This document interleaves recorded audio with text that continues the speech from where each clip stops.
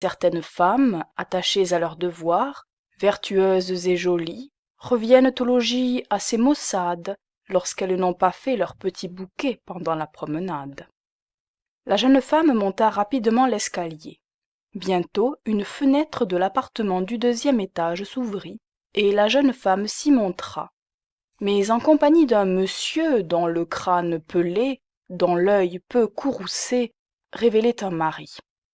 Sont-elles fines et spirituelles, ces créatures-là se dit le baron. Elles m'indiquent ainsi sa demeure. C'est un peu trop vif, surtout dans ce quartier-ci. Prenons garde. Le directeur leva la tête quand il fut monté dans le milord, et alors la femme et le mari se retirèrent vivement, comme si la figure du baron eût produit sur eux l'effet mythologique de la tête de Méduse. On dirait qu'ils me connaissent, pensa le baron. Alors tout s'expliquerait.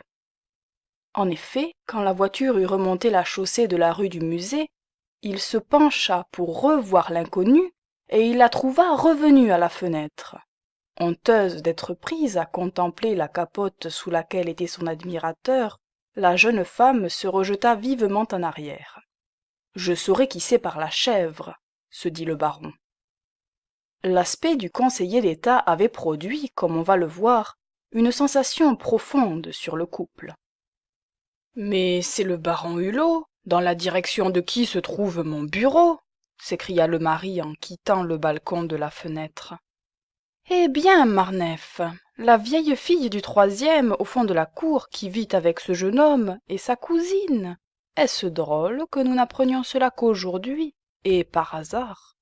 « Mademoiselle Fischer, vivre avec un jeune homme, répéta l'employé, c'est des cancans de portière. Ne parlons pas si légèrement de la cousine d'un conseiller d'État qui fait la pluie et le beau temps au ministère.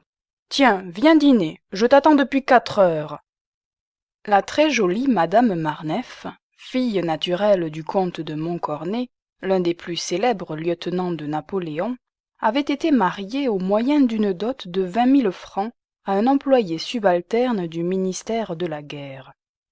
Par le crédit de l'illustre lieutenant général, maréchal de France dans les 6 derniers mois de sa vie, ce plumigère était arrivé à la place inespérée de premier commis dans son bureau.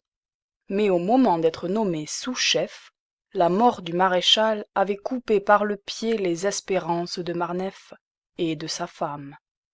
L'exiguïté de la fortune du sieur Marneffe, chez qui s'était déjà fondue la dot de mademoiselle Valérie Fortin, soit au paiement des dettes de l'employé, soit en acquisitions nécessaires à un garçon qui se monte une maison, mais surtout les exigences d'une jolie femme, habituée chez sa mère à des jouissances auxquelles elle ne voulut pas renoncer, avaient obligé le ménage à réaliser des économies sur le loyer.